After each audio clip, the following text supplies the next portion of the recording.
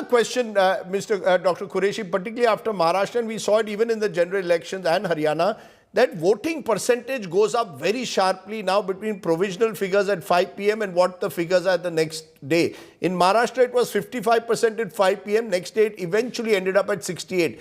Is that something that is curious? Is there a curiosity that 13% rise between 5 p.m. and the next day? Yes, that surely worries me because these figures are real time. When you go to vote and I go to vote, there is a Form 17A and our attendance is being marked with time 8 o'clock, 5 past 8, 10 past 8. And at any given point, 300 votes have been cast. Somebody comes and media person comes or observer comes, how many votes have been cast? The presiding officer looks at the last line and he says 320 votes have been cast. So that is real time. And at the end of the day, Form 17 sees a total of all the happenings of the day. And without finishing the 17C form and getting the signatures of the agents sitting there, he cannot go home.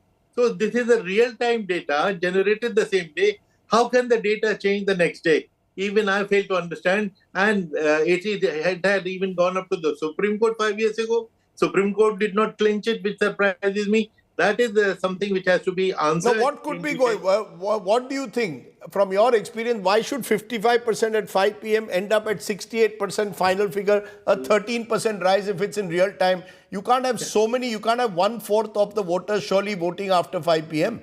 Yes, quite right. Exactly. That is what I'm saying, that this is something which has to be answered explained by the Election Commission. Surely they will have some answer and they should let them come out. What are they waiting for?